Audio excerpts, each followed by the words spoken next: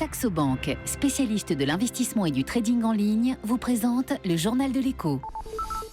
Europe 1. Toute l'actualité économique avec Eric Le Boucher. Bonsoir Eric. Bonsoir Nicolas. La bourse de Paris en petite reprise. Plus 0,31%, 4442 points. En fait, le volume des échanges est très faible.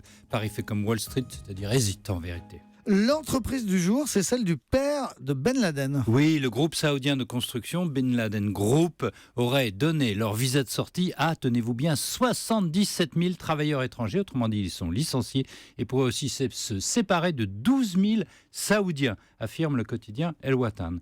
Alors, le groupe n'a pas confirmé ces chiffres, mais ils seront certainement importants. L'entreprise a été fondée par le père d'Osama Ben Laden. Elle emploie encore aujourd'hui 200 000 personnes. Mais elle avait été en charge des travaux d'agrandissement des lieux saints à la Mecque.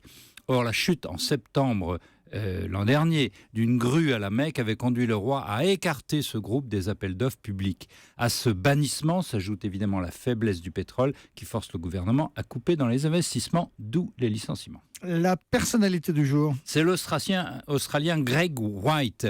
Alors, il dit être Satoshi Nakamoto, le nom qu'on croyait être celui du créateur de la monnaie virtuelle Bitcoin. Le Bitcoin, c'est une monnaie décentralisée, régie par aucune banque centrale, mais par un algorithme. Les transactions sont validées par le réseau internaute, c'est-à-dire peer-to-peer.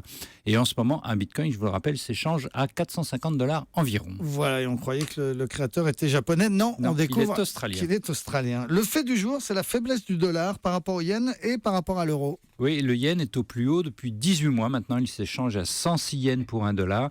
Du coup, la bourse de Tokyo a perdu 3%. Aujourd'hui, les marchés s'interrogent sur ce que vont faire et la Banque centrale du Japon, d'une part, et le gouvernement Shinzo Abe, d'autre part.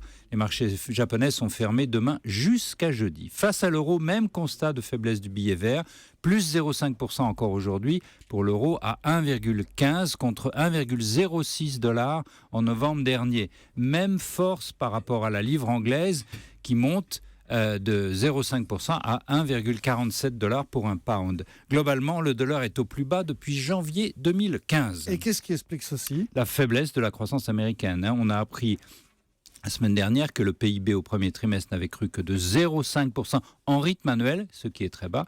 Les statistiques connues aussi vendredi de consommation comme de production industrielle donnent le sentiment que la croissance est solide, mais elle a molli très sérieusement. Alors, est-ce grave ?